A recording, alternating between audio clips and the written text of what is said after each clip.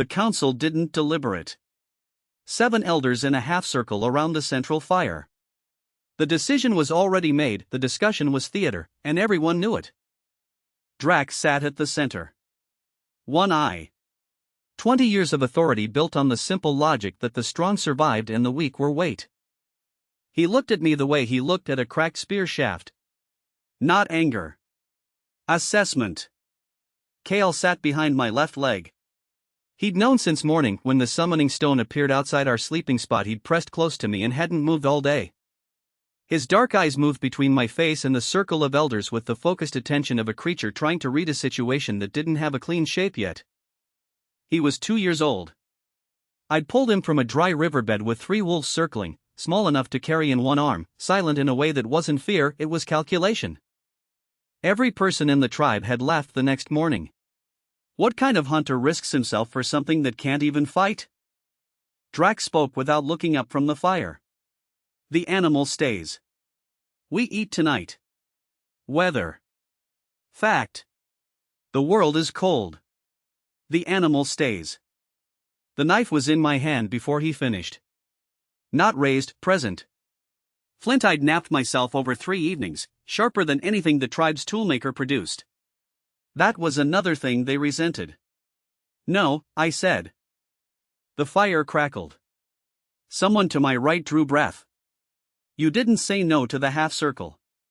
That rule was absorbed before language, before memory, before anything else. Drac looked at me with his one eye. Long flat. You choose the animal over the tribe. Then you are the animal. Both of you go. Tonight. Don't come back. I looked at the 7 faces in the firelight. People I'd watched for 16 years. Not one of them met my eyes. I picked up my sleeping skin and the knife. Kale followed without being told. The first 3 days were a precise education in how little I actually knew. Day 1, midday. Found a root cluster near the eastern stream, the same species the senior hunters used. I was certain. Ate half. 40 minutes later, cramping, nausea, 2 hours on my knees behind a fallen tree. Kale had sniffed the root and refused it. I hadn't watched him refuse. I'd been too confident to notice. I noted it. Filed it. Moved on. Day 1, night. Tried to build fire. Raw wood, surface dry but wet inside, the kind that looks right and isn't. Spent 90 minutes producing smoke and 2 small burns on my fingers. Nothing caught. Temperature dropped to the point where my hands stopped responding to what I told them to do. Kale pressed against my side. His body heat was the only warmth until dawn. I slept in 40-minute intervals, waking each time the cold got through. Day 2, morning. Hunting. Spotted a hare at 30 meters, clean shot if I'd been accurate. I wasn't. The stone went wide. Spent 3 hours tracking the same animal through dense undergrowth and lost it at a stream crossing. Caught 2 lizards with my bare hands, 4 hours, total yield barely worth the calories burned catching them. Kale found a berry cluster 20 minutes after I stopped hunting. Brought me a handful in his palm. Said nothing. Watched me eat. Day 2, night. Built a shelter from branches and broad leaves, everything the system would later confirm was correct in principle. Wrong execution. The junction angles were off. Wind found every gap. By midnight half the structure had come apart. I slept under the remainder with Kale against my back and understood, clearly and without self-pity, that knowing how survival worked and actually surviving were separated by a distance I hadn't properly measured. Day 3. The predator found me in the open. I was moving between 2 tree lines, the worst possible position, nothing but flat ground in distance. I heard it before I saw evidence, the specific silence that precedes large predator movement, when smaller creatures stop their ambient sounds and the forest holds its breath.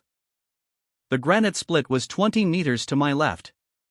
I moved without running triggers pursuit, I knew that much and got inside it with the sound 15 meters behind me and closing. I pressed my back against the stone with the knife in both hands. Kale came in after me and pressed against my left side. And then he went still. Not the frozen stillness of fear. Something different, controlled, deliberate, the stillness of a creature that had assessed the situation and made a decision about the correct response. His breathing was fast but even. He didn't shake. He didn't make a sound. The predator stopped outside the split. Breathing. Slow and patient, the rhythm of something that had done this before and knew that waiting costed nothing.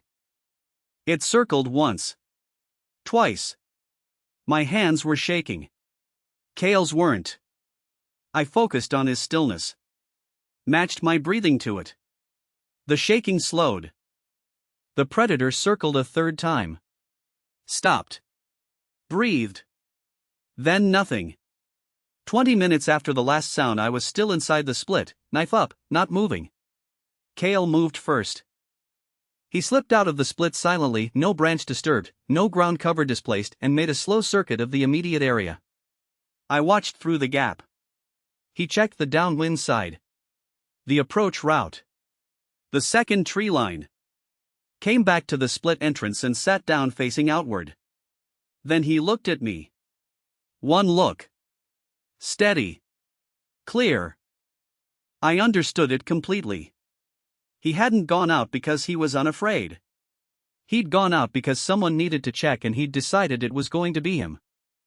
That wasn't instinct. Instinct didn't involve deciding. I came out of the split. I sat on the ground in front of the granite and looked at what I had. One flint knife. One sleeping skin. 2 days of inadequate food. No shelter. No fire. A chimpanzee who had just conducted a security sweep of the perimeter while I held a knife with shaking hands. I closed my eyes. The symbols appeared on the inside of my eyelids, bright, precise, impossible to misread. Stone Age civilization system activated, new user confirmed, observer class initial task, survive 7 days reward, fire, basic craft knowledge, civilization development tree.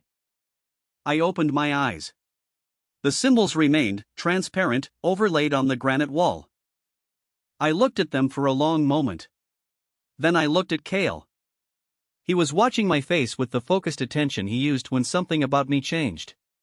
Reading the change. Filing it. Alright, I said. The first task notification appeared. Task, build shelter. Structural branches, binding vine, layered leaf coverage. Complete before next darkness. I looked at the forest. The predator was somewhere in it. Building meant noise and movement and visibility. Not building meant another night on cold granite, which had nearly ended us once already today. I stood up. Kale dropped to the ground beside me and looked at the tree lean. Then at me. Then walked directly toward the nearest stand of young trees, purposeful, no hesitation, and began pulling at a low branch. I watched him for exactly 1 second. Then I followed. We built for 3 hours in failing light. The system outlined optimal materials, a faint marker on the right branches, the right vine, the leaf formations with the best layering. Kale made 4 trips to my one, smaller and faster and absolutely silent, never requiring a second demonstration. When it was done low, tight, tucked against 2 trees that formed natural walls on the north side, the system updated, shelter complete. Function unlocked, fire. Method, percussion ignition. Flint iron-rich stone, dry grass tinder. Materials within 30 meters. The iron-rich stone was exactly where the system marked it. The dry grass was under the shelter overhang. First strike, sparks, no catch. Second, sparks. Third, flame. Small. Almost nothing. But it was ours. Kale sat in front of it and looked at the fire with an expression I hadn't seen on him before. Not the cautious animal respect most creatures showed flame. Interest. The focused, considering interest of something trying to understand what it was looking at. I sat beside him and felt the warmth reach my hands and looked at the development tree opening in my vision, primitive weapons, hunting and traps, animal domestication, agriculture, storage, defense, each branch locked, each one waiting. 7 days to survive. One chimpanzee who conducted security sweeps without being asked and looked at fire like it was a question worth answering. I pulled the sleeping skin around my shoulders. Outside, the forest settled into its night sounds. The slow patient noise of a world that had been here long before us. Then, from the east, Beyond the fire's light, a single crack of a branch. One sound. Clean. Deliberate. Not the predator. The predator moved without sound when it chose to. This was something that wanted to be heard. Kale didn't look toward the sound. He was already looking at it. The 7-day task completed on morning of day 8. One line, initial task complete. Reward unlocked, fire, basic craft knowledge, civilization development tree. New branches, primitive weapons. Hunting and traps. I read it and set it aside and looked at what 7 days had actually produced. Third version of the shelter, the first 2 had been practice. This one had a raised sleeping platform on flat stones, a roof angle that shed rain east, and walls on 3 sides that didn't require maintenance attention. The fire hadn't gone out once. The drying rack held 4 days of food. 6 trap positions on 3 animal trails, 2 functional spears leaning against the eastern wall. Not comfort. A foundation. I stood at the camp's edge and looked at it the way you look at something you've built from nothing and are seeing clearly for the first time. Day 1, dirt and a knife.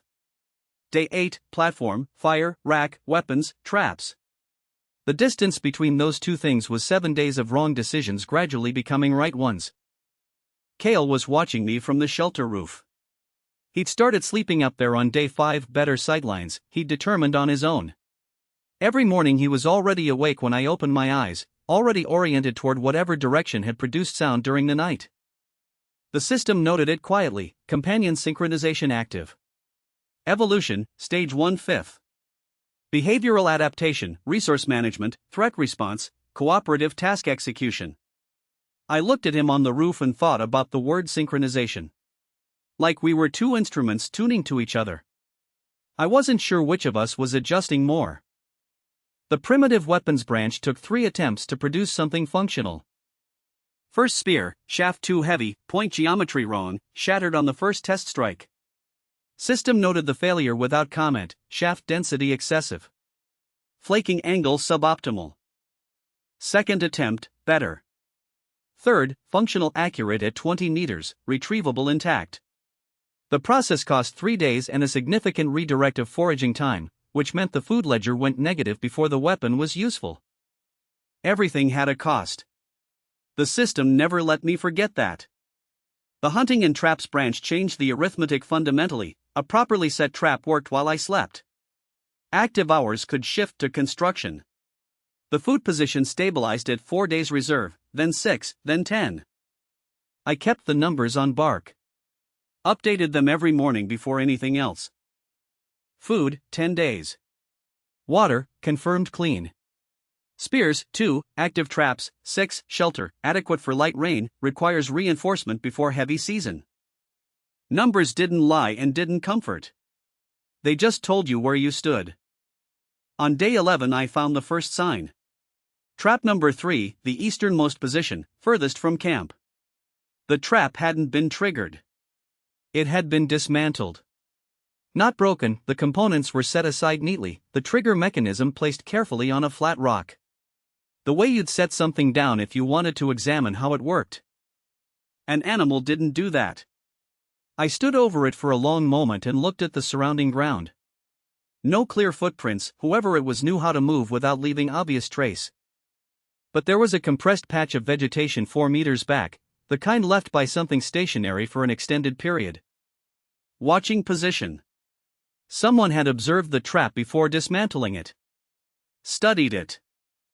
I rebuilt the trap with one addition, a thin dry branch laid across the approach path at ankle height, the kind that cracked audibly when stepped on. Not a defense. A notification. That night I slept with the knife in my hand. Kale slept facing east. Sol arrived on day 16. Heavy footsteps from the southern tree line, no attempt at silence, the movement of a large man who had decided announcing himself was safer than being mistaken for a threat. He stopped at the camp's edge and looked at the fire, the shelter, the drying rack, the spears. The specific expression of a person who had been surviving badly and had just seen evidence it could be done better. He was broad through the shoulders, forearms that had been doing serious work for years, sleeping skin torn in 2 places. Feet wrapped in bark strips repaired so many times the original material was barely present. Hungry, not acutely, structurally. The kind of hunger that had been present long enough to become normal. He looked at Kale on the shelter roof. What is that? His name is Kale. Why do you have it? He lives here. Sol looked at Kale for another moment with the arithmetic expression, the calculation of usefulness applied to something outside standard categories. I let him look. I know the northern water trails, he said. 3 sources. One runs year-round even in the dry months. He paused. I'm good at carrying heavy things. Tell me the trails first, I said. Then we discuss the rest. He told me. Specific rock formations, tree species, ground slope at each source. Enough detail to find them without him. The system cross-referenced against its terrain mapping and confirmed 2 immediately. The third was outside current range, either accurate or fabricated. A man buying entry into a camp had stronger incentive to give real information than false. I showed him the food stores. Explained the rationing system. Explained the rule, every change to the camp's systems gets stated before it happens, not after. No exceptions. He listened. Then, fair. He moved in that evening. First night with Sol. Around midnight a storm came in, fast wind first, then rain in sheets, the kind that found every weakness in a structure. The shelter's central junction, I'd known it needed reinforcement, had it scheduled for the following week, began separating under the water weight. I heard it shift and was up with the knife before I was fully awake. Sol was already outside. He put his shoulder against the central support post and held it. No instruction, no discussion, he'd identified the critical point and gone to it. I lashed the junction with binding vine in the dark while rain soaked through everything. His hands didn't slip. The support didn't move. When it was done we came back inside and he sat down and looked at his palms, deep splinters from the rough post, bleeding in 2 places. He said nothing about it. Picked up his sleeping skin and lay down. In the morning I looked at his hands and then at the junction that it held. He'd earned the water trail information back and more. Day 21. Sol at the evening fire, direct as always, you make the decisions here.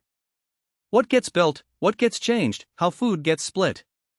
I've been following because the camp works and you've been here longer. He paused. But I'm stronger than you. In most places that means something. In most places, I said. This isn't most places? This is a camp with a system.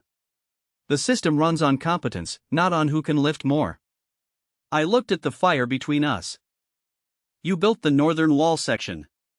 I won't change it without asking you. I built the trap network. You don't touch it without asking me. Decisions stay with whoever built the thing being decided about. And if I disagree with a decision? Say why. If your reason is better, we use yours. I met his eyes. I'm not interested in being right. I'm interested in the camp being correct. He sat with that for a moment. Not submission, recalibration. The expression of a man updating an assessment that had been built on different assumptions. All right, he said. Went to sleep. I stayed at the fire and opened the development tree. Agriculture branch available. Stable water source confirmed. Minimum population met. Food storage established. Yield projection, 400% over current baseline. Development time, 1 season. 400%. I looked at the number. Then at the camp, 2 people, 1 chimpanzee, 10 days of food, 6 traps, 2 spears. The tree had 14 locked branches. I'd opened 3. The gap between where we were and where the system was pointing was enormous. The only way to close it was the thing I'd already started doing without calling it anything, one correct decision at a time, each one paying for the next. I opened the agriculture branch and started reading. 3 nights after Sol arrived I woke at the signal. Not Kale's full alarm, something smaller. The specific way he shifted his weight on the shelter roof that I'd learned to read over 11 days of close proximity. Not danger now, more like something changed. I sat up. Kale was facing east. Not scanning, fixed. Oriented on one point beyond the tree line with the concentrated attention he used when he was processing something specific. I listened. Nothing. Forest sounds, wind movement, the stream to the northeast doing its constant low work. But Kale didn't move.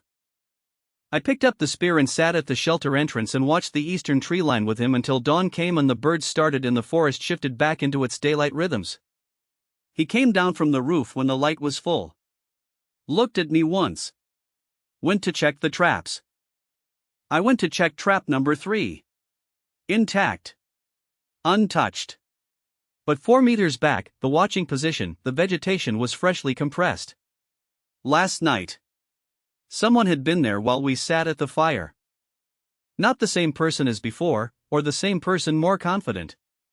Either way, we were being watched regularly now, not occasionally. I added a second line to the threat log on Bark. Day 23, watching position active again. Eastern approach. Patient. No hostile action yet. Patient was the word that stayed with me. Whoever was out there wasn't desperate. Desperate people moved quickly. Patient people waited until the moment was right. I looked at the camp. 10 days of food. 2 people. 1 set of walls that weren't finished. Patient meant we needed to be ready before they decided the moment had arrived. I went to find Sol and told him we were starting the Eastern reinforcement today, not next week. He didn't ask why. He picked up the post he'd been working on and carried it to the eastern wall without another word. Word travels faster than people. I don't know who carried it first. A passing hunter, a lone forager who saw our fire from the ridge, someone who mentioned it once at a water source and the information moved on without them. Somewhere between day 20 and day 30 the news spread through the surrounding territory, a boy with a chimpanzee, northern tree line, fire that doesn't go out, walls going up, food on a drying rack. The first arrival came on day 23. Sarah appeared at the southern tree line in the early afternoon, thin, precise hands, eyes that completed a full assessment of the camp before her mouth said anything. Exiled from a southern tribe for refusing an arranged pairing. She stated this plainly, without bitterness, the way you state a fact about weather. She'd been out here 9 days. Sol had a deep cut on his forearm from that morning's wall construction, stone edge, careless angle, the kind of wound that didn't stop bleeding cleanly. I'd been preparing to wrap it with cloth. Sarah walked past me, went into the tree line, came back in 18 minutes with 3 specific leaves. She pressed them against the wound without asking permission and held them there. By morning the bleeding had stopped. No inflammation. No heat in the tissue. What was that? Sol asked her. Compressed marram leaf. Closes small vessels. She looked at him. The cloth would have worked. Slower. She was in the camp before she'd formally asked to be. That was fine. She'd earned it before she asked. Ren and Talk came together on day 28. Brothers, not in temperament, just in blood. Ren was quiet, looked at structures the way other people looked at faces, reading stress and history in the angles of things. He stood at the camp entrance for 30 seconds and then said, Your roof junction on the north side, the binding has a quarter turn of slack in it. Puts all the water weight on one contact point. It'll fail in a heavy rain. Nobody had asked him to look at the roof. How long? I said. 2 days.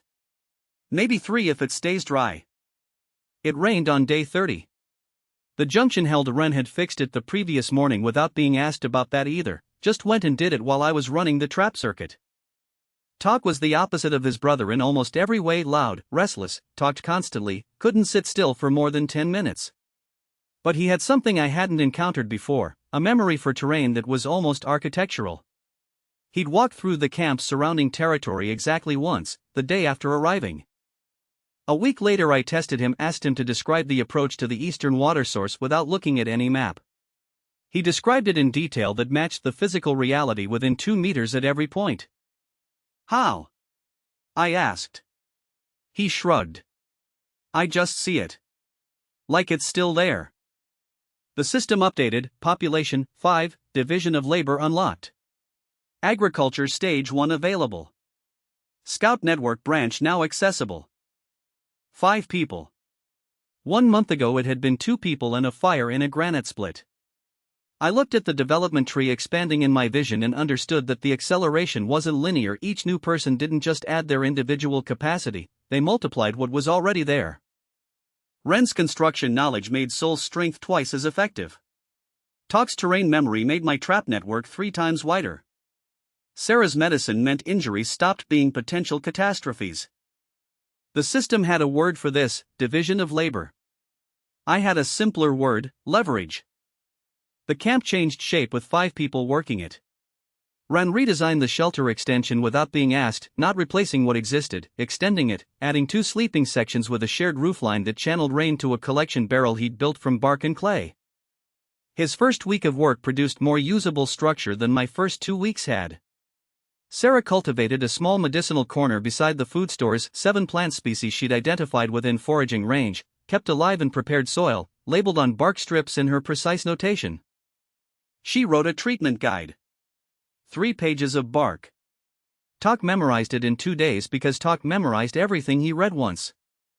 Talk walked the surrounding territory in a systematic grid over 3 days and came back with a complete mental map: every animal trail, water source, ridgeline, natural choke point, visible observation point within 4 hours of travel in every direction. I transferred it to bark with charcoal. The system integrated it with its own terrain data. The combined map was significantly better than either alone. The resource position at the end of week 5, food stable at 14 days, 3 water sources confirmed clean, 15 trap positions on 5 trails, shelter sleeping 7, first agriculture plot broken and seeded on the southern slope. Population growth had a cost the development tree didn't capture. More people meant more food required, and the demand always arrived before the additional capacity developed. Every new person consumed the surplus I'd built before their skills started producing returns. The arithmetic was relentless. I kept tighter numbers on bark. Updated them every morning. Current gap between demand and production, 3 days. Closing rate, improving. Critical threshold: if population reaches 8 before agriculture produces first yield, dangerous. 3 people away from dangerous. I noted it and kept building. Bran arrived on day 35. Older than the others, heavy-set, moving with the settled authority of a man who had been someone important for long enough that it had become structural. He'd been a senior craftsman in an Eastern tribe. Metalworking knowledge, the system flagged it immediately as the most valuable skill it had encountered in the current technology stage. Metalworking knowledge detected. Bronze Age prerequisite, 1/3. Recommend, integrate. Bronze Age. I was on stone. His knowledge was a shortcut through time, but I accepted him. The first 4 days were perfect. He worked hard, asked intelligent questions, contributed to the wall construction in ways that showed real structural understanding. On the 5th day he moved the tool storage without mentioning it, reorganized the layout to something more intuitive for him, which disrupted the system that everyone else had already learned. Small thing. I noted it and said nothing. On the 7th day he adjusted the fire watch rotation without telling anyone. It shortened the pre-dawn shift because he found it unnecessary based on his experience in his previous tribe. This left a 2-hour gap in the highest predator activity window. On day 8, in that gap, a large predator came to within 30 meters of the camp perimeter. Sarah was returning from an early foraging run. She heard it in the undergrowth and ran. Made it back. Twisted her ankle badly in the dark, fell against the water barrel, cut her forearm on the rim. Not catastrophic. It could have been. That evening at the fire I opened the decision log on bark: every change made in the past 8 days, who made it, what it cost, what it produced. I read through it with everyone present. Didn't name anyone. Didn't need to. When I reached the fire watch adjustment and its direct line to Sarah's injury, the camp was completely silent. I looked at the fire. Every change to any camp system gets stated before it happens. Not after. Not assumed. Stated. I set the bark down. Not because I said so. Because we've already seen tonight what happens when it isn't. Bran looked at Sarah's bandaged arm. At her ankle wrapped in Ren's improvised support. He said nothing, the silence was enough. On the same night Bran went quiet, Kale didn't come back from the evening patrol. Not unusual, he extended routes sometimes, came back later than expected. I gave it an hour. Then 2. On the third hour I was at the camp entrance with a spear when I heard him in the undergrowth, his specific movement pattern, completely recognizable after weeks of proximity. He came through the perimeter and walked directly to me and sat down. And then he waited. I looked at him. He looked at me. The focused, expectant attention of a creature that had brought something back and was waiting for me to understand that. I crouched down. Looked at his hands. Nothing. Looked at the ground around him. Nothing. Then I looked at his face, specifically at where his eyes were directed. Not at me. Past me. At the eastern wall. I stood and walked to the eastern wall and looked at the ground outside it. 3 items set carefully in a row on a flat stone, a broken arrow. The fletching style I didn't recognize, not the grace pattern, something different. A strip of woven material in a dark color I hadn't seen on any person who'd come to the camp. A handful of soil mixed with ash, not our ash, different mineral composition, darker. I picked up the arrow. Turned it over. The break was old, weeks. Someone had been carrying this for weeks. Someone who had been in our territory for weeks. I looked east into the dark forest. Kale sat beside me and looked in the same direction. I had a scout network, a reinforced perimeter, 5 capable people, and 14 days of food. Someone had been watching us patiently since before Sol arrived, before Sarah, before Rin and Talk and Bran. Since the early days when we were 2 people at a small fire in a makeshift shelter. They'd had every opportunity to move against us when we were weakest, they hadn't.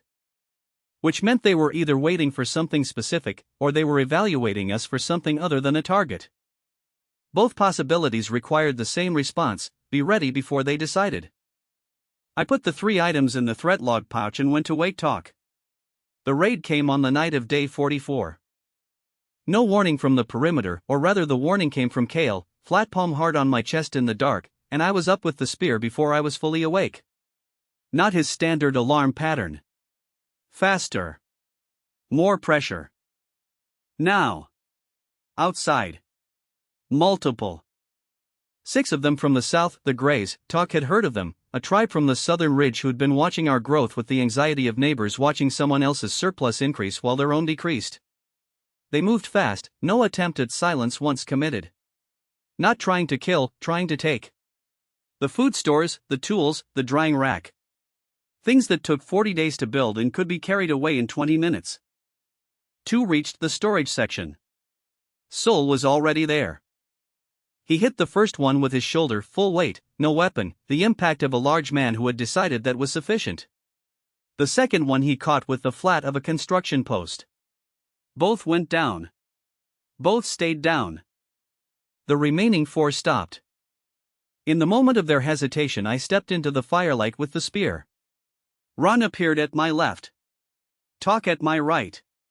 Sarah at the storage entrance, a tool in each hand, expression completely level. The 4 Greys looked at what was in front of them and recalculated. They left out. I looked at the 2 Sol had hit, young, both of them. Structurally hungry in the way that had become familiar to me from the people who arrived at the camp. Not warriors. Desperate people executing a desperate plan. Tie their hands, I said. Don't hurt them further.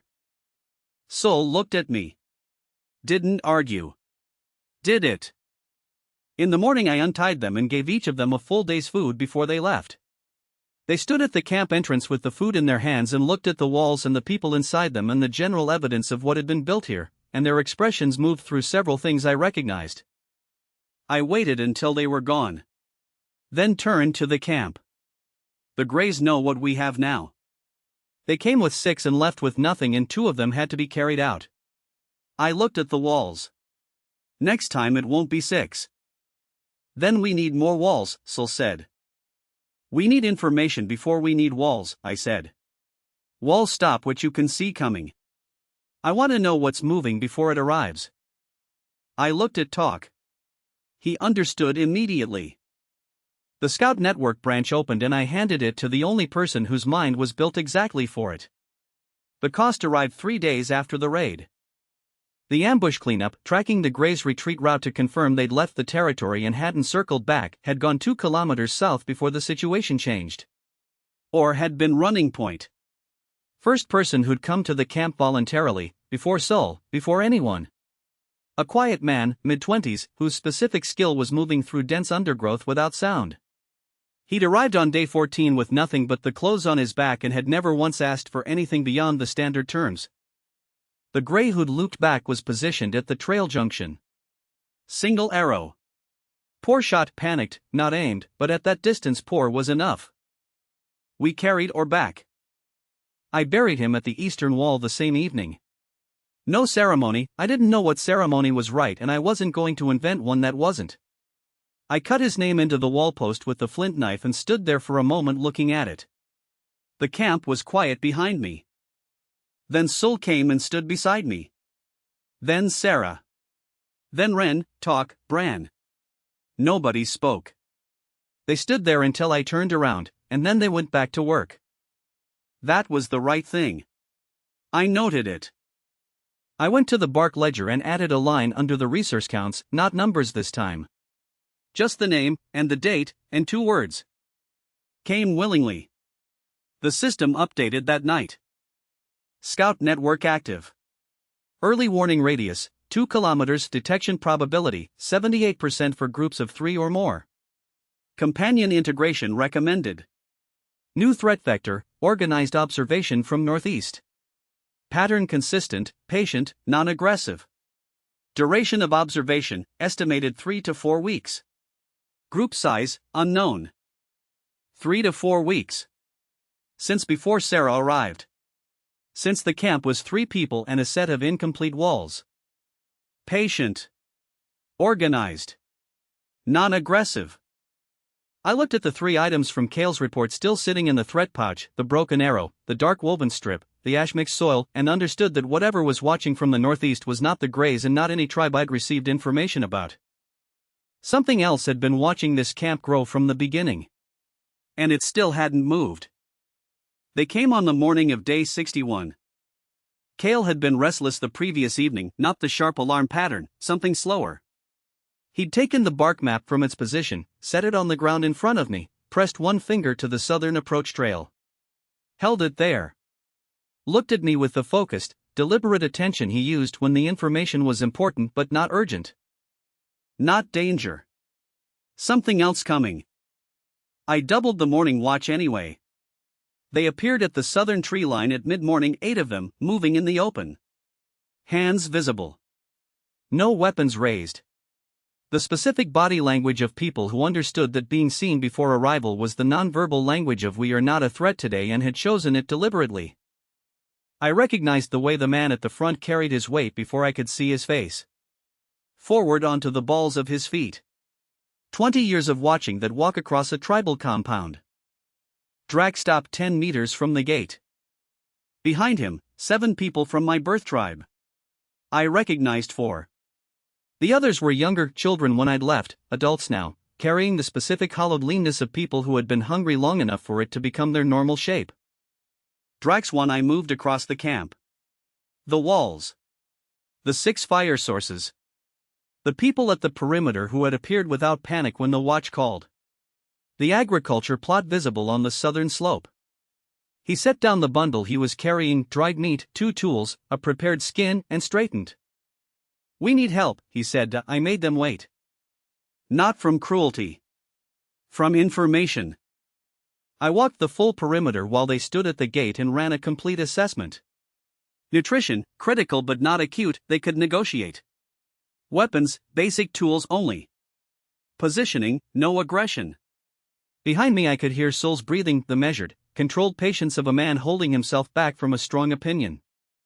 I came back to the gate. What happened? I said. Drac delivered it flat. Weather, fact, the world is cold.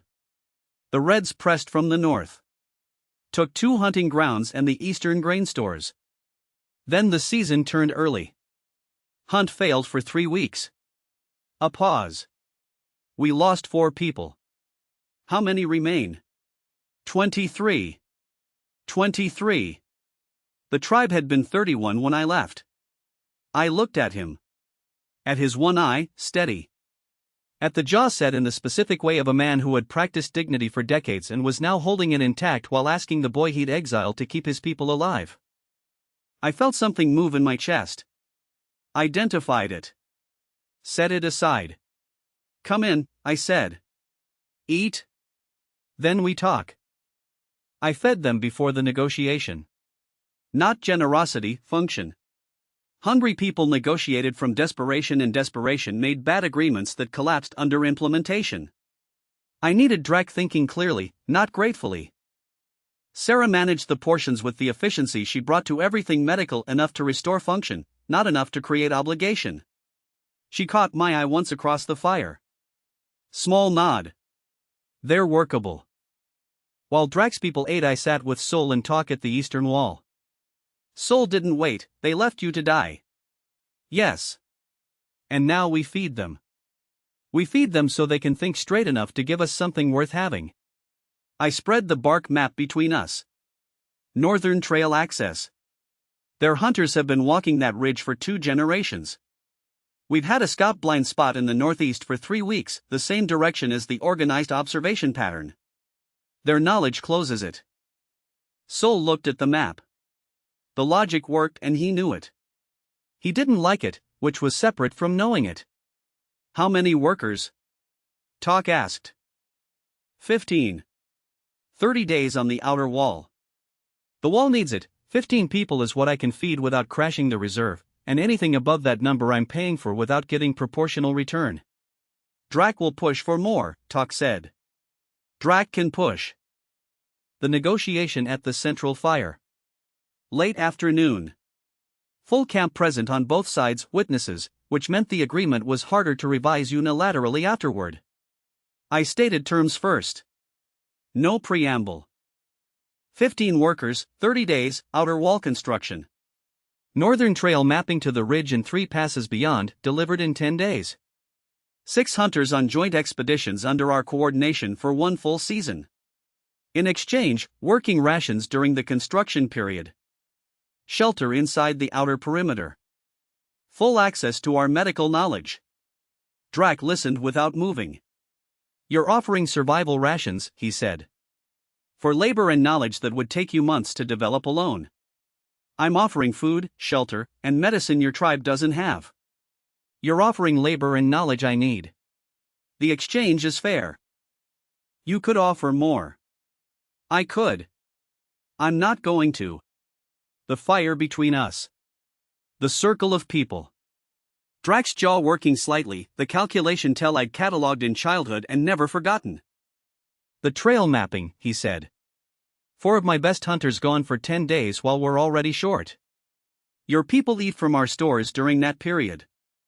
It releases your remaining hunters from food pressure for the same 10 days. I looked at him.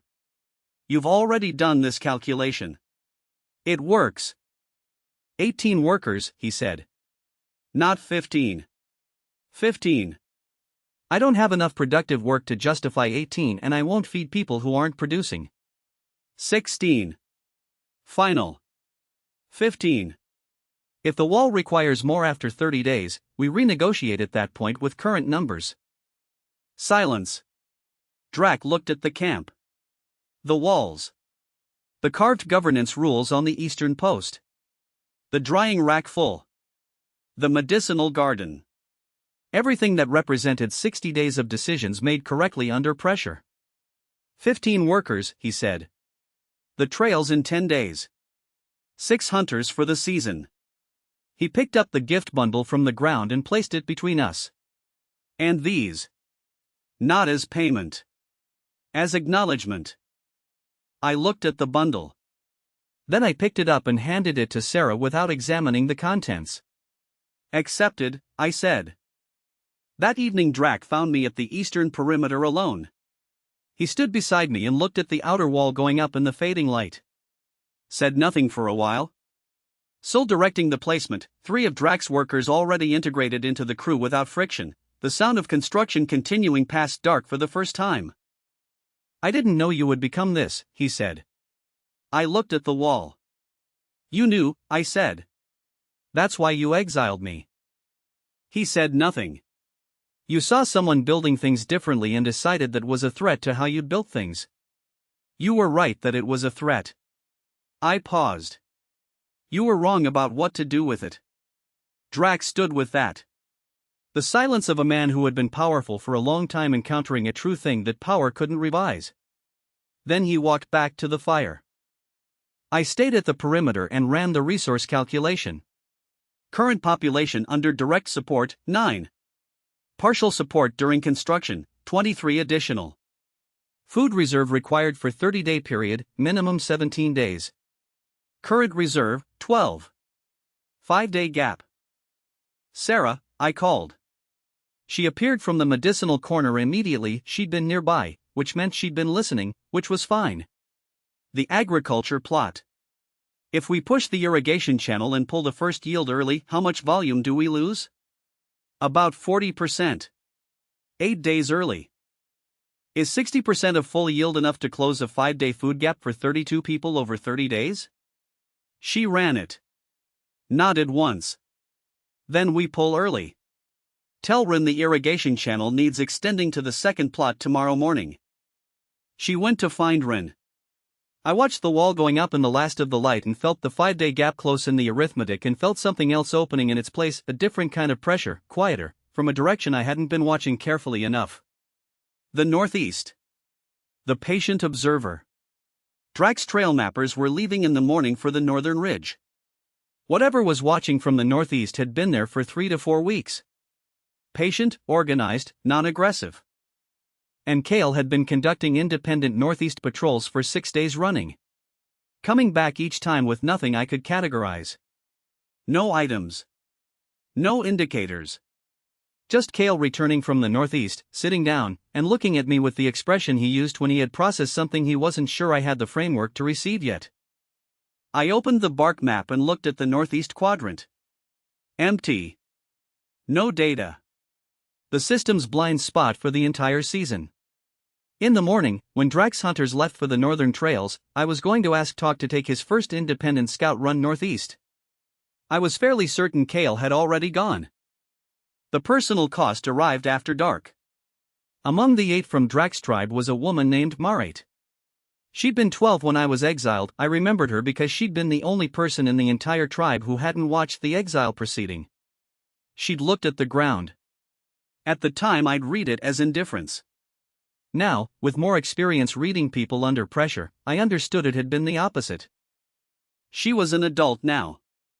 Capable. I'd observed her working during the meal, the way she organized tasks around her without being asked to, the instinct of someone who had been managing logistics under scarcity for a long time. She found me at the grain stores after the negotiation and said she could manage the food distribution system more efficiently than the current rotation. Offered a specific adjustment to the morning collection procedure that was, I checked it against the numbers, actually correct. Would save 40 minutes of collective time per day across the full construction period. I listened to the whole proposal. Thought about it for exactly as long as it deserved. Bring it to Sarah tomorrow morning, I said. She manages the food system. If she agrees with the adjustment, it happens. Marate looked at me for a moment. That's it, she said. That's it. She nodded and left. I stood at the grain stores and looked at the numbers on the bark wall and did not think about the way she'd looked at the ground during my exile, or the way she'd looked at me just now, or the distance between those two moments. I thought about the 5-day gap. The early harvest. The northeast blind spot. The camp needed my attention and it had all of it. The rest was weight I wasn't going to carry. The system updated quietly at midnight. Alliance event recorded, partial integration, Southern Tribe. Population under influence, 32. New branches available, formal governance, trade routes. Civilization level, 4. Northeast observation pattern, frequency increasing. Last confirmed activity, 6 hours ago. Distance from perimeter, 800 meters. Closing. 800 meters. Closer than it had ever been. I read the notification twice. Closed it. Opened the trade routes branch. Started reading. Somewhere northeast, 800 meters from these walls, something patient and organized was deciding something. And somewhere out in the dark, Kale was moving through the trees toward it. The first confirmed Red Scout came on day 73. Not the scout himself, Talk found the evidence. A stripped branch at eye level on the northern ridge approach, marking technique he recognized immediately. Red territory notation. They'd been on the ridge. They'd seen the camp from above and sent the information back to someone who would decide what to do with it. I went to the ridge myself the following morning with Talk and 2 of Drax's hunters. I needed to see what the scout had seen. From the northern high point, the camp read clearly: walls under construction, multiple fire sources, agriculture plots on the southern slope, population movement consistent with 25 to 30 people. To a tribe that had been expanding by absorbing smaller groups for 2 seasons, this was a specific kind of information. We were exactly the size that made us dangerous to ignore and not yet the size that made attacking us obviously costly. The system confirmed it: threat assessment, Red Tribe. Estimated population, 60 to 80. Command structure, centralized military hierarchy. Expansion pattern, force or intimidation, consistent 2-season record. Current boundary, 4 days north. Projected action window, 2 to 3 weeks. 2 to 3 weeks. I stood on the ridge and looked at the camp below and counted what wasn't ready. The outer wall, 10 days from completion. Northern observation posts, not started. The alliance with Drax people, functional in construction, untested under combat pressure. The food reserve, 14 days, which meant I couldn't redirect significant labor to military preparation without closing the gap I just paid to open. I had none of what I needed in the time available. Which meant I couldn't defend against what was coming as it was currently configured. I needed to change what was coming. On the walk back from the ridge, I thought through the problem and arrived at 3 components. Stated them to Talk while we moved. First, the Western settlement. 2 days out. They've been under red pressure for 2 seasons without being absorbed. They're still independent because their terrain is difficult. That means they've survived the same threat we're now facing and they're still here. That's valuable. Second, a false camp on the valley floor between the 2 ridge lines north of us. The fastest approach route from Red territory runs through that valley. Any competent military planner uses the fastest route. Third, Kale on advance scout for the timing signal. Talk was quiet for a moment. You're not planning to defend the camp. I'm planning to make the camp the wrong target before the attack happens. And if Han moves faster than the system projects? Then we find out how good our walls actually are. The operation ran across 5 days. Talk left for the Western settlement on day 75 with 2 of Drax's hunters and a specific offer: 1 season of food reserves, full access to our medical knowledge, mutual defense commitment. In exchange, 12 fighters at the Western approach during the attack window, and a trade route agreement for the following season. The Western settlement's chief was a woman named Erin. Talk described her afterward in 3 words: she does math. She sent back confirmation the same day Talk arrived. She'd been running the same threat calculation on the Reds for 2 seasons. Ren built the false camp in 18 hours. Real fire, real structure, real food smell from a controlled burn of stored materials. Good enough to read as inhabited from the ridge. Positioned at the entrance to a natural depression, a bowl-shaped ground feature the system had flagged on day 1 and I'd been holding in reserve. Movement into the depression created exposure on 3 sides. Movement out required passing through 2 choke points simultaneously. Bran looked at the false camp diagram and said, "This only works if Han uses the valley." "He'll use it." "How do you know?" "Because he's methodical." I know this because Drac negotiated with him twice at boundary meetings and Drac told me. Methodical planners use fastest routes because fastest routes are lowest variance. The valley is the fastest route. I paused. And because I would use the valley. Bran looked at me for a moment. Said nothing. Went back to the metalwork he'd been developing on the forge Ron had helped him construct. The Bronze Age prerequisites sitting half complete in the southwest corner of the camp, progress purchased with the ore samples Drax's northern trail mappers had located on the ridge. I called the full briefing on day 78. Everyone. Drax's hunters, Sol's construction crew, Sarah's medical team, talk scouts, Aaron's 12 fighters who had arrived the previous evening and were already integrated into the perimeter watch rotation. I laid out the operation on the bark map. Every component, every timing dependency, every point where one piece failing would require immediate adjustment to the others. When I finished, Drake's senior hunter, a veteran named Call with 2 decades of Northern Territory experience, looked at the map and said, "You planned the valley positioning 9 days ago." 11, I said. Before Han's scout was even confirmed. The terrain told me where he'd walk. I just waited for confirmation that he was coming. Call looked at me with an expression I recognized from Drake, from Han later, from almost everyone who had come to the camp and stayed long enough to see how the decisions were made. The recalibration expression. I didn't wait for him to finish processing it. Questions about the timing signal. Han's force entered the valley on morning of day 82. Kale's signal at dawn, 2 long sounds, then the count. I counted with him. 42. I passed the number to Sol, who passed it to Drake, who looked at it and said quietly, "He brought more than standard." He adjusted for what the Ridge Scout reported. "I know. That's not methodical. That's adaptive." "Both," I said. "He's methodical about being adaptive." I looked at the valley approach on the map. Which means the false camp has less time than projected. He'll identify it faster than a purely methodical planner. How much less time? Enough. Stay at the eastern post. I went to the wall. The false camp held Han's forward scouts for 9 minutes. Not the 11 the model had projected. Han had sent a full forward team rather than a standard 2-person scout adaptive, exactly as Drake had said. They identified the setup faster. Han reorganized his main force from the valley floor in real time, shifting formation without the hesitation of a man who needed to think about what he was looking at. He was good. Genuinely good.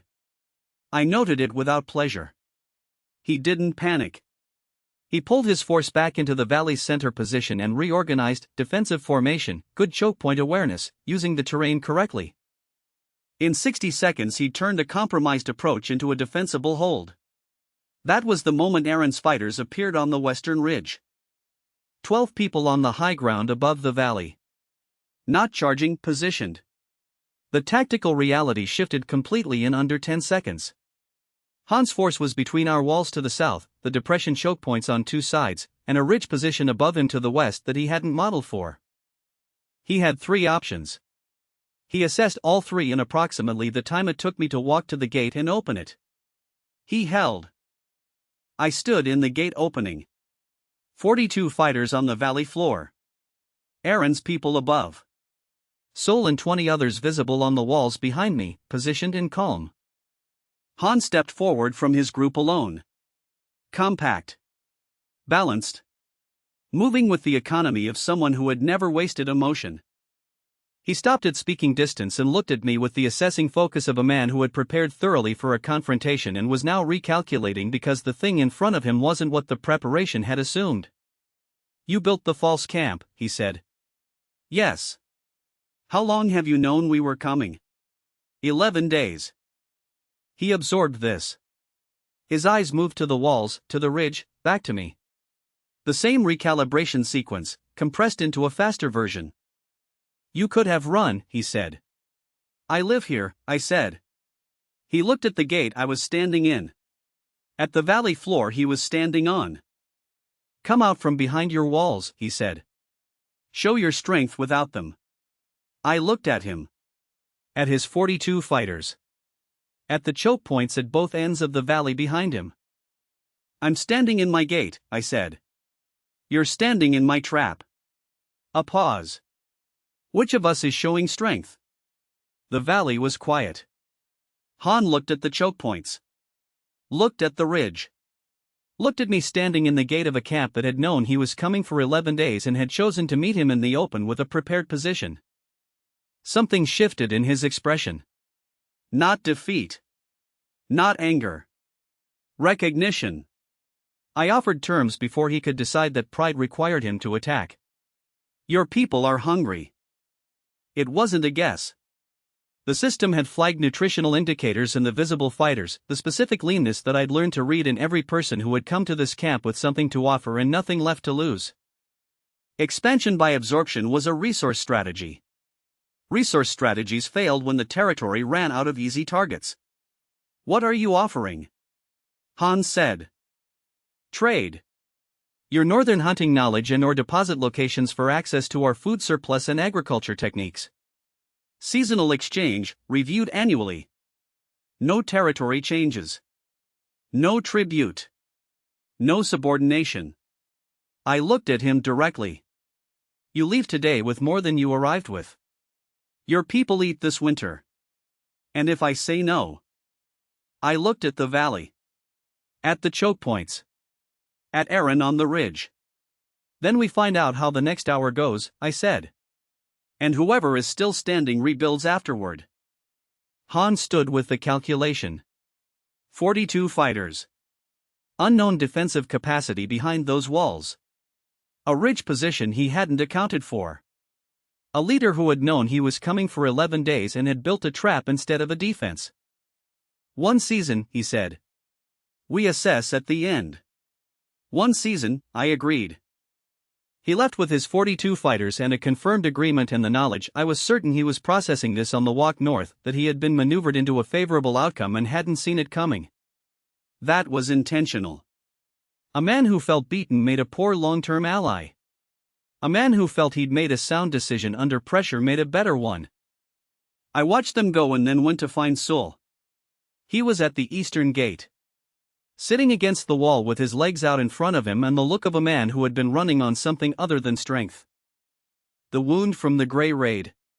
Healed incorrectly, we hadn't known enough about wound treatment when it happened, 3 weeks before Sarah arrived. He'd been managing it with the specific silent competency of someone who had decided the camp's needs mattered more than his discomfort. It had reopened during the standoff hours. Sarah was already crouching beside him when I arrived.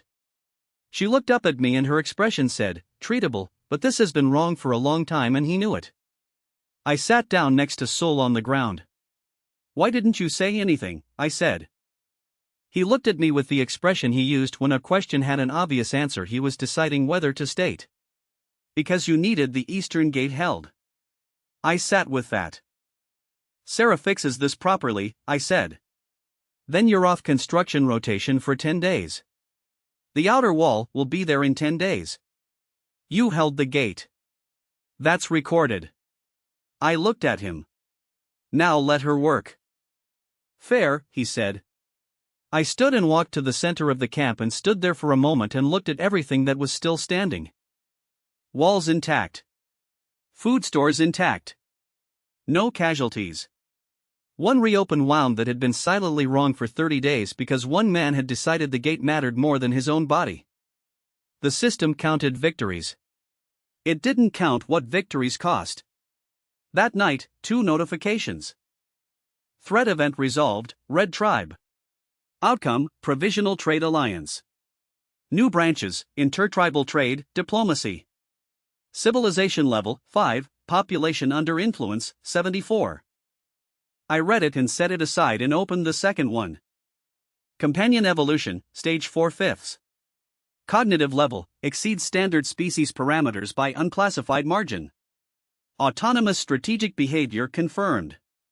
Cross-species communication, functional. Note, anomaly persists. Stage 5 transition requires external authorization. Awaiting input. I looked at the notification for a long time. Then I looked at Kale. He was at the northern perimeter. Had been there since Han's force withdrew. Not in scout posture, the alert efficiency of active patrol. Something else. He was standing at the wall's edge looking north with the slow, interior attention of a creature that had watched 42 armed people enter and leave a valley. Not what it meant for the camp's security.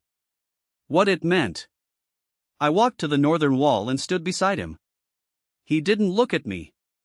Kept looking north. After a while I read the stage 5 notification again. External authorization required. I closed it without selecting either option.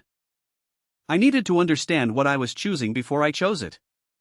That had been the rule since day one. It still was. The personal cost came the following morning. A young fighter, 19 years old, had come voluntarily in week 4, one of the best on the perimeter, came to me at the central fire before the morning work rotation. His name was Dale. His mother was with a small independent group 2 days southeast. He'd been sending food packages through the trade network when it existed. He wanted to go to her. Requested 3 days. I looked at him. Thought about it for exactly as long as it deserved. No, I said. He waited. He deserved the reason. You know this camp's full defensive layout. Every choke point, every post position, every scout route, every alliance contact. That information walks with you wherever you go. I held his eyes. I trust you. I don't trust every situation you might walk into. Dale looked at me. Not with anger. With the specific expression of someone who understood the logic and found it insufficient comfort. She's alone, he said. I know. I paused. I'll authorize a food package through the next trade route run. 3 days supply, direct delivery. That's not the same. No, I said. It's not.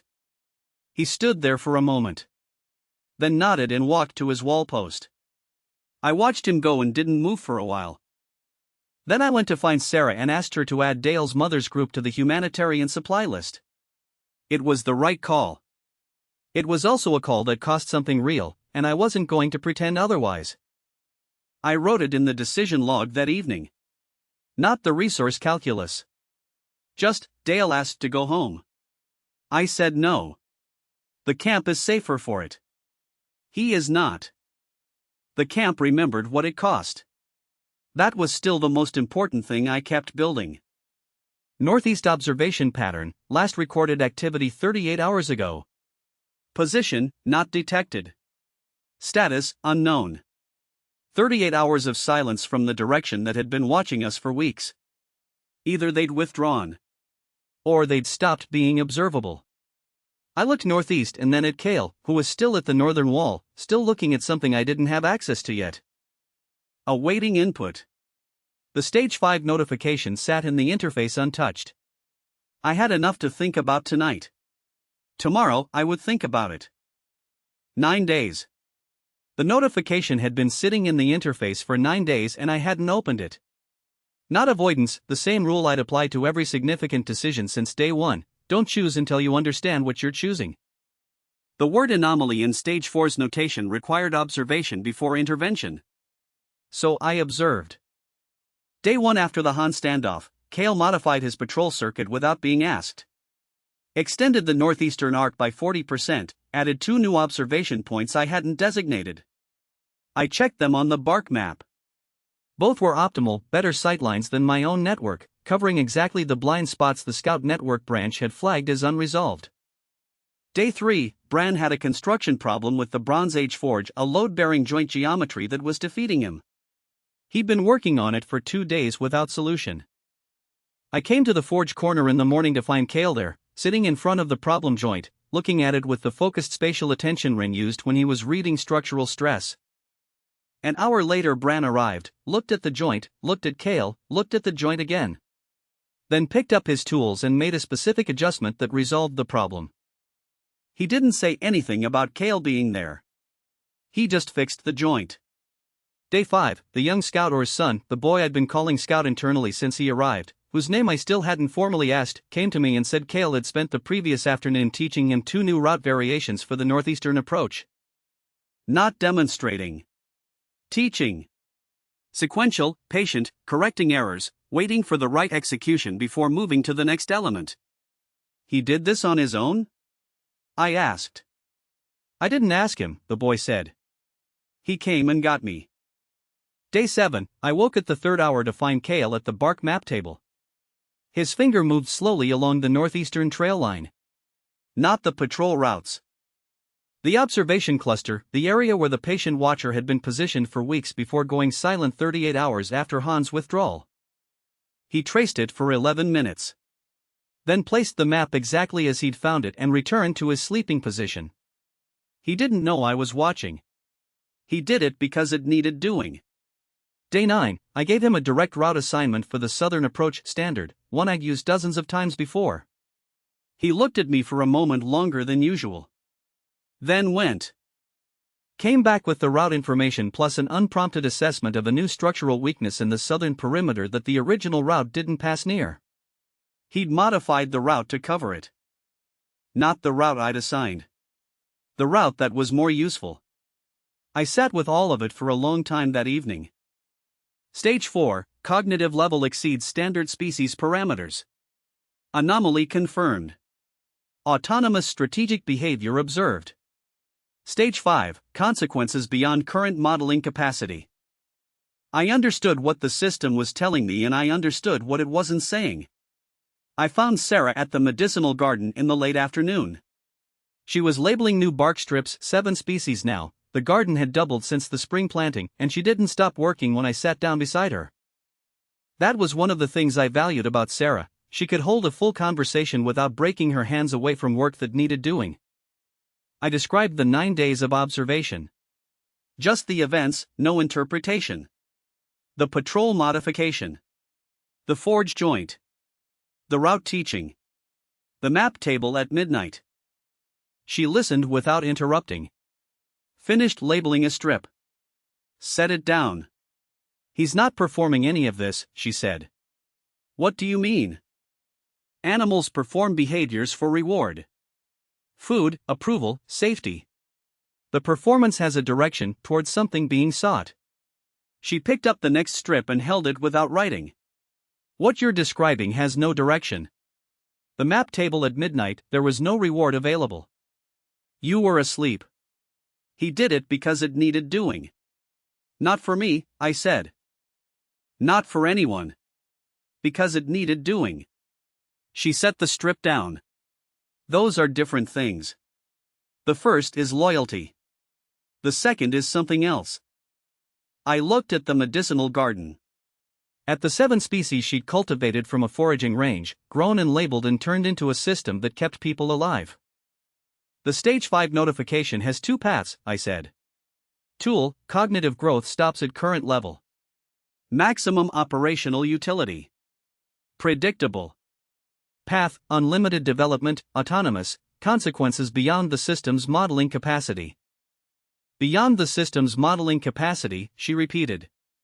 The same system that has accurately predicted almost everything else since you activated it. Yes. What does path mean for the camp? He might leave.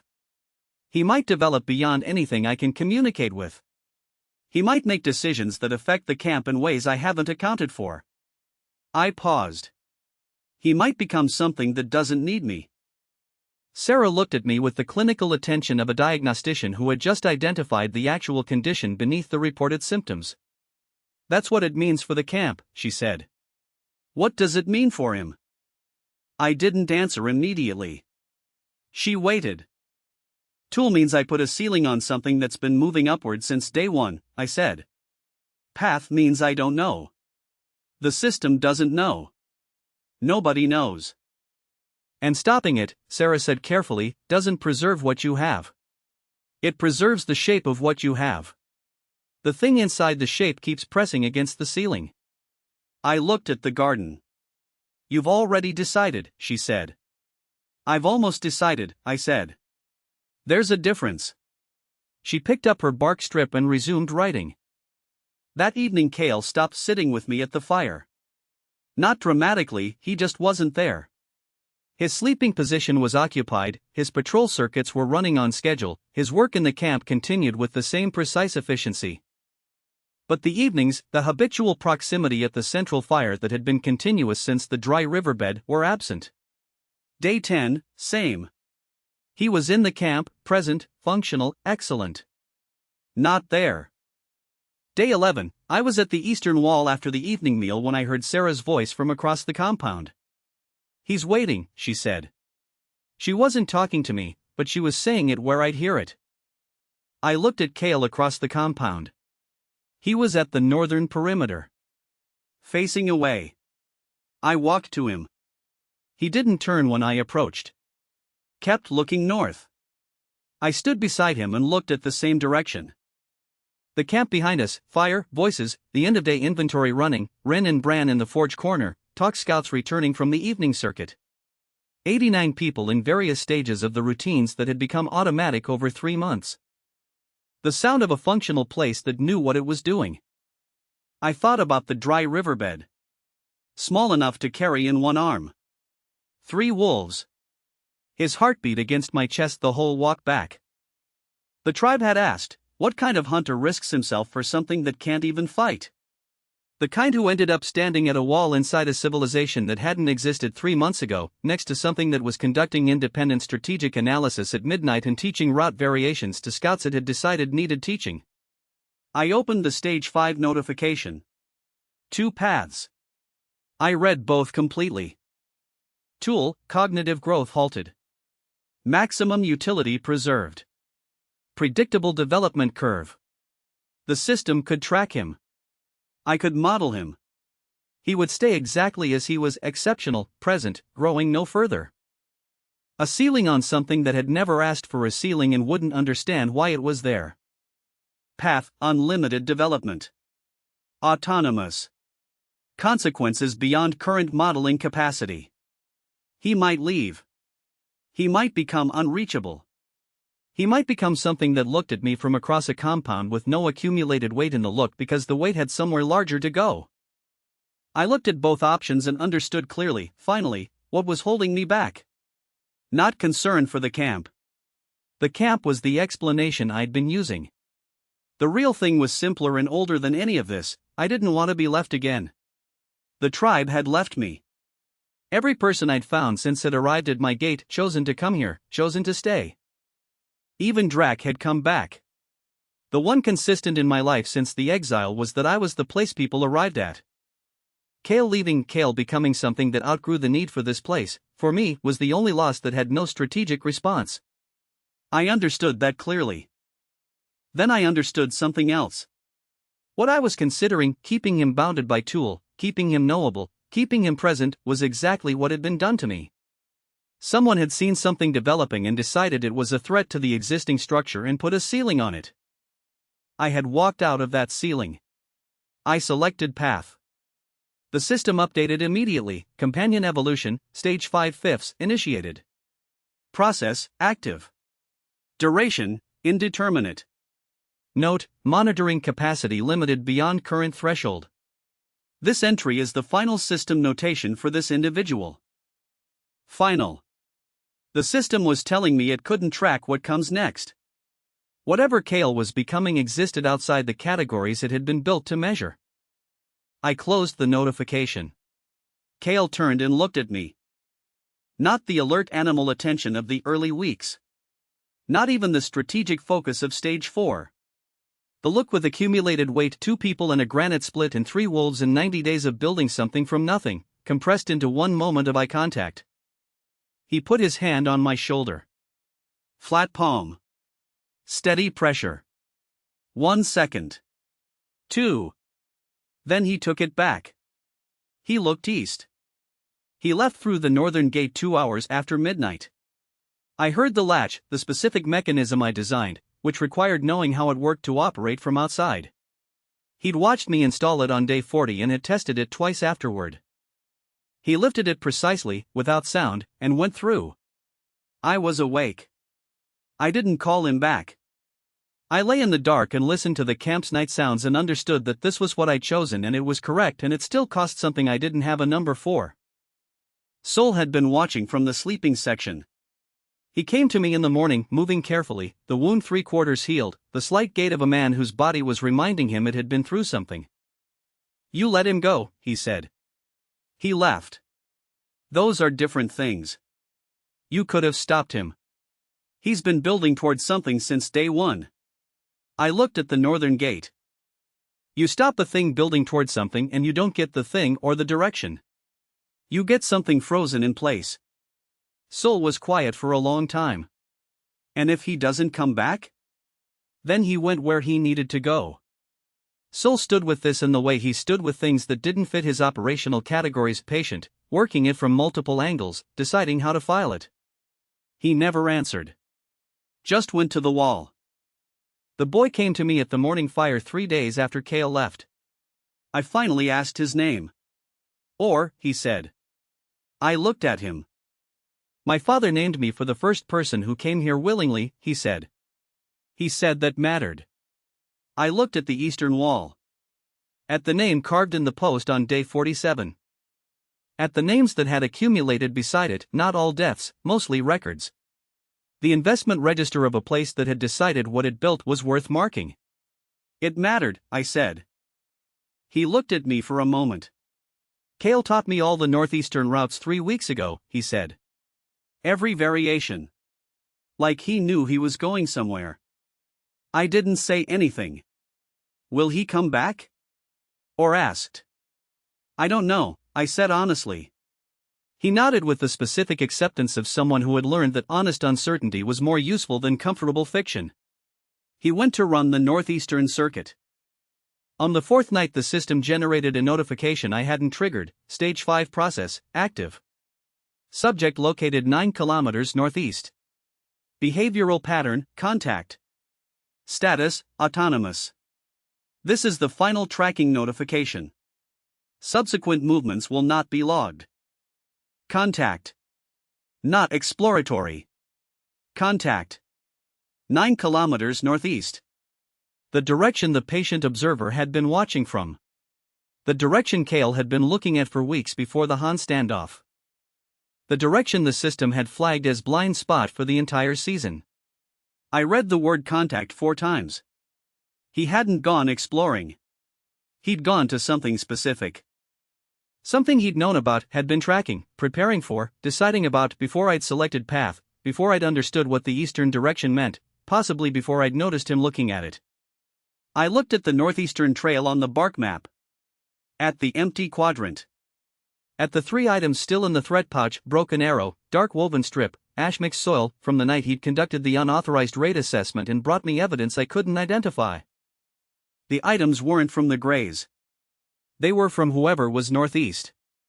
He'd known since day 43. I sat with that for a long time. On the 7th night I woke to find the northern gate open. Lifted from outside. Precisely. He was sitting just inside the threshold in the firelight's outer edge. Looking at me with the expression that had been developing since stage 1 and that I now understood simply as the expression of a being that had gone where it needed to go and returned because returning was also where it needed to go. Different. Not in any way I could have precisely described to someone who hadn't watched all 5 stages. But the difference was real and present and not frightening. He moved into the camp and sat down at the fire. I sat beside him. Neither of us said anything. After a while he reached into the folds of his sleeping skin and placed something on the ground between us. An object. Worked stone, not flint, not granite, not any mineral composition I recognized. Shaped deliberately. Covered in marks that weren't random and weren't any notation system I'd developed or seen. The system was silent. No identification. No branch notification. No recommendation.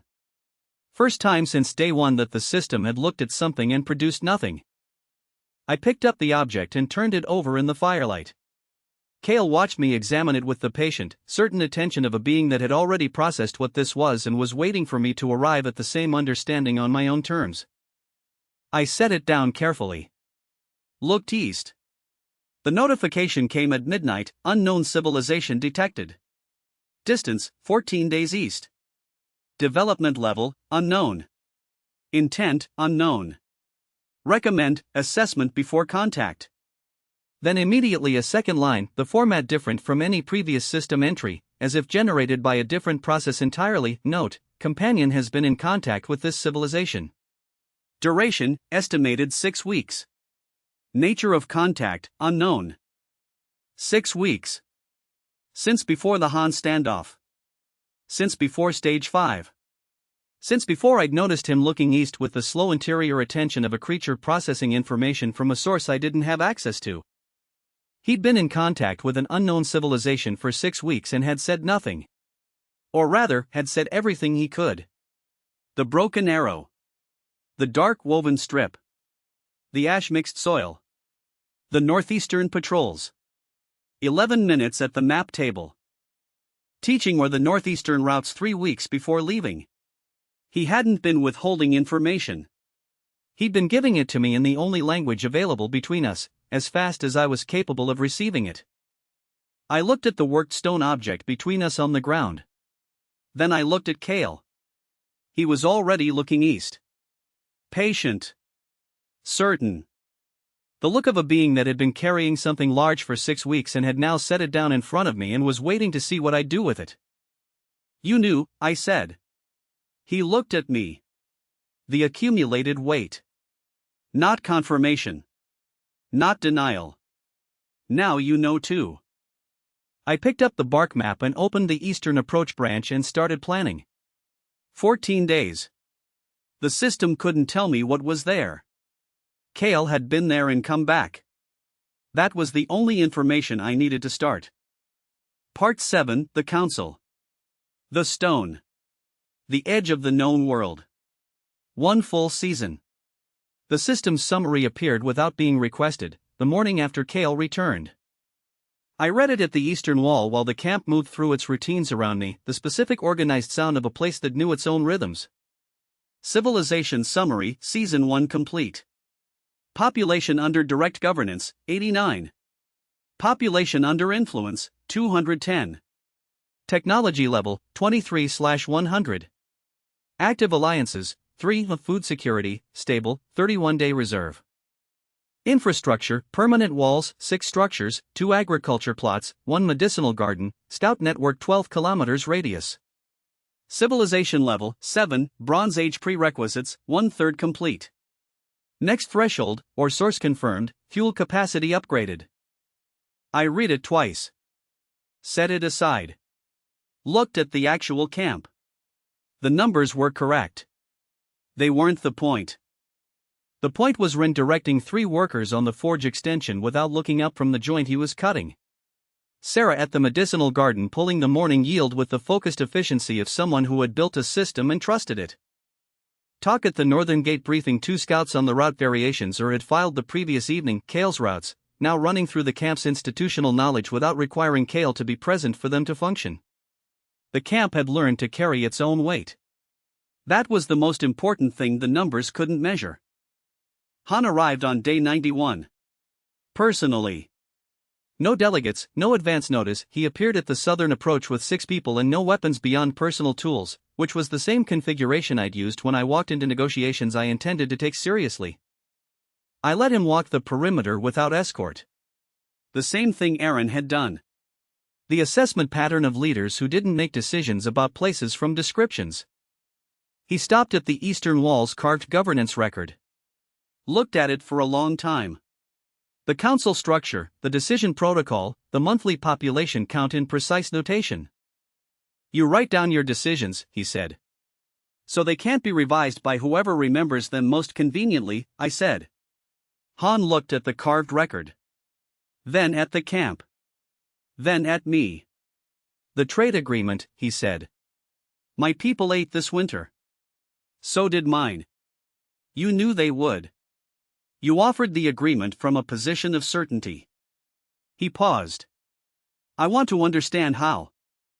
He said it without ego, the direct inquiry of a man who had encountered a method he didn't have and wanted to. I looked at him for a moment. Then sat down on the ground against the eastern wall. He sat across from me. Bronze Age, I said. Explain what you know about ore deposits north of the ridge. He leaned forward. We talked for 3 hours. The formal integration of Drax's tribe came on day 97. For council sessions over 2 weeks to finalize. Drac had pushed on representation, a seat on the council for his tribe's appointed voice. He'd yielded on labor allocation and food distribution weighting. He'd held on the council seat with the specific immovability of a man who understood that without it the integration was absorption dressed in different language. He was right. I gave it to him. The council went from 7 members to 8. Decision threshold from 5 of 7 to 6 of 8. Sarah and Talk were tasked with a formal procedural review for the following month. After the final session, as the camp dispersed to its evening work, Sul came to me. You gave him a seat, he said. Yes. He exiled you. He came back, I said. That cost him more than staying away would have. A man who pays that price and still asks to build something with you, that's a different man than the one who made the first decision. Sol looked at the eastern wall. At the carved record. At the name on the post that his friend's son now carried. I don't like it, he said. You don't have to like it. You have to work with it. He went to the wall. The integration ceremony was full camp. 89 people at the central fire. Han's trade delegation present, 6 people absorbing information with the careful attention of professionals who would describe everything they saw accurately to their chief. Aaron's core fighters who had stopped thinking of themselves as visitors somewhere around week 6. Drax stood at the center of the fire. He was not a ceremonial man. He looked at the assembled camp for a moment, at the walls, at the faces, at the forge where Bran was still working even during the ceremony because Bran worked during everything, and then he looked at me. We built different things, he said. Now we build the same thing. He sat down. It was exactly right. Nothing added, nothing performed. The statement of a man who had stopped defending what he'd been and was now describing what he was becoming. The system noted it quietly, major integration complete. Population, 89. Governance complexity, elevated. Stability index, high. The stone arrived at the end of the ceremony. Not dramatically, Drax simply reached into the bundle beside him and placed it on the ground between us. The summoning stone. The flat gray rock that tribal leadership used to call official gatherings. The stone that had appeared outside my sleeping spot the night of my exile. He didn't speak. The placement was the statement. The camp watched. I looked at the stone on the ground between us for a long moment. Long enough for everyone present to understand that I wasn't in a hurry, that I'd seen this moment clearly and was choosing how to meet it. Then I picked it up. And handed it to Sarah. For the medical record storage, I said. Flat surface, good weight for keeping bark sheets from shifting. Sarah took it with the straight face of a woman who understood exactly what had just happened and what I'd chosen to do with it. Drac looked at the stone in Sarah's hands. Then at me. Something moved across his face, not offense. Something more complex.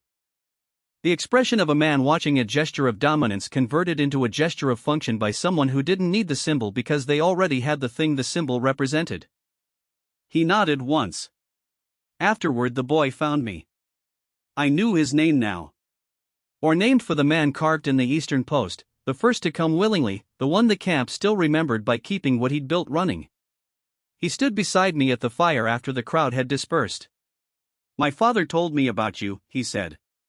Before he brought me here. He said there was a boy who chose a useless animal over his tribe and got thrown out for it. He paused.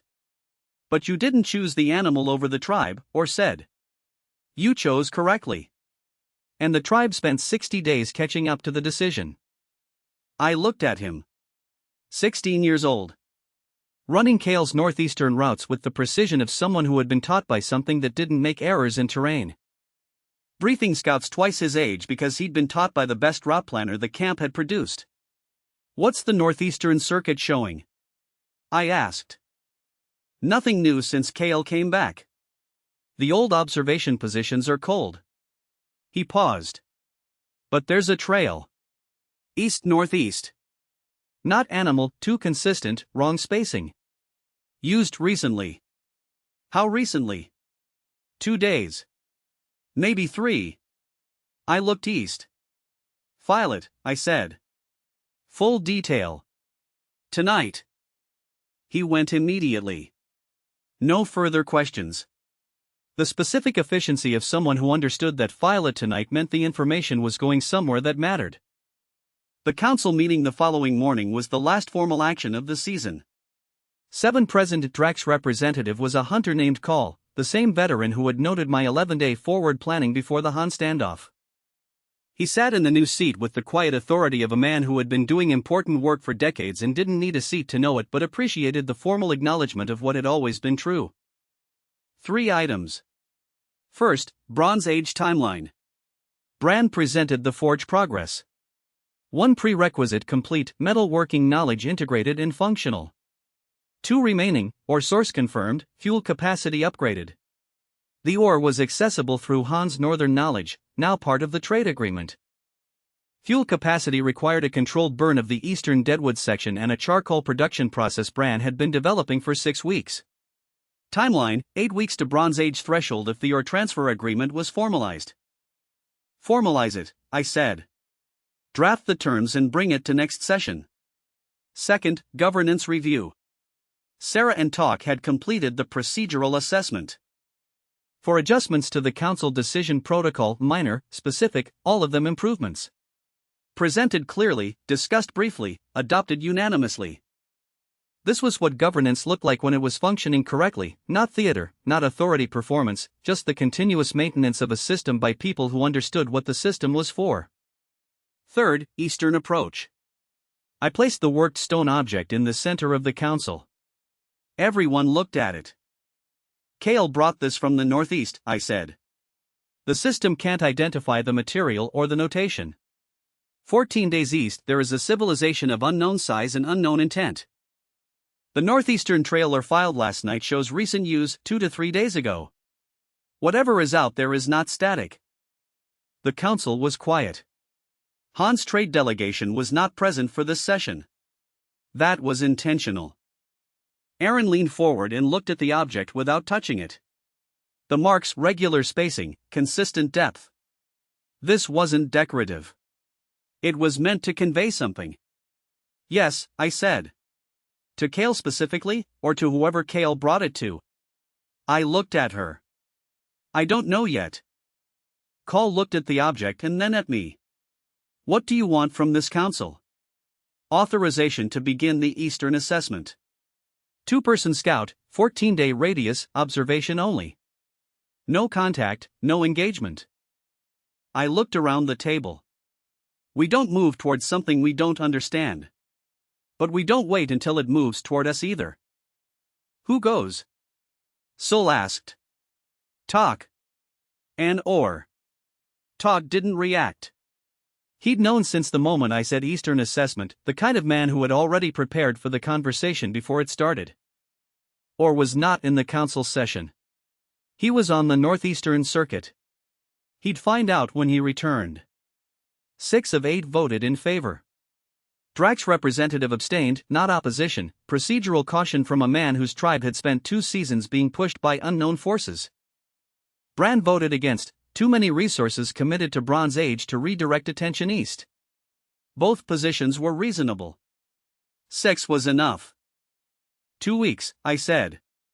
Talk in or leave at dawn the day after tomorrow. Observation only. Full report on return. That evening I sat at the central fire alone for the first time in weeks. The camp had its own momentum now. Work continuing without my direction, watch rotations self-managing, the food distribution running through Marit's improved procedure without anyone needing to coordinate it. The governance structure that had taken 4 council sessions to formalize was already operating like something that had always existed. I looked at the worked stone object in my hands. The marks covered 3 faces in a consistent pattern, regular spacing, deliberate depth, something between notation and art, or something that made no distinction between the two. Whatever had made this had been thinking about communication with a sophistication that the system's silence on the subject was telling me to take seriously. Kale sat down beside me. We hadn't talked about what he'd found or what the contact had been. I hadn't pushed. The object was the communication and I was still learning to read it. He looked at the fire for a while. Then at the object in my hands. Then east. 6 weeks, I said. Not accusing, acknowledging. He looked at me. You were ahead of me the whole time, I said. From the day you started looking east. He held the look with the accumulated weight of 90 days, the dry riverbed, the granite split, the 3 wolves, the first fire, every morning patrol and evening fire and silent hour at the map table. All of it present in the look. Then he reached out and touched the marked face of the object once, lightly. 2 specific marks in sequence, not random, the same 2 each time, the same sequence. I looked at where his finger had been. At the 2 marks. Same spacing as the others. Different depth, pressed harder, or from a different instrument. Emphasized. I looked at Kale. He looked east. I looked at the marks again and understood I was reading something that would take longer than tonight to understand, and that understanding it was the first task of the season that was loading. The fire settled. Somewhere in the camp Brand's forge was still running, the consistent metallic sound that had become part of the camp's ambient noise the way the eastern stream had been part of it from the beginning. Talk was briefing or on the eastern route parameters at the northern gate, voices low and specific. Sarah was in the medicinal garden with a lamp, cataloging the season's final yield in the precise notation she'd been developing since she arrived. 89 people. 3 alliances. 1 season. 1 object with marks I couldn't read. 1 civilization 14 days east that had sent an emissary to a chimpanzee 6 weeks before I knew it existed. The system's development tree had 77 remaining technologies. The Bronze Age was 8 weeks away. The governance structure had room to scale to 300 before it needed redesign. And somewhere between here and the eastern horizon, 2 marks pressed harder than the others meant something specific that Kale had been trying to tell me since before I'd thought to ask. I looked at the fire. Then at the map. Then east. The next problem was already visible. It had been visible since day 1 to something that was better at seeing ahead than I was. All I had to do was catch up. Season 1 complete. Civilization level, 7, population, 89. Bronze Age, 1/3. Season 2 development tree, loading. Eastern approach, active. Unknown civilization, 14 days. Contact status, initiated,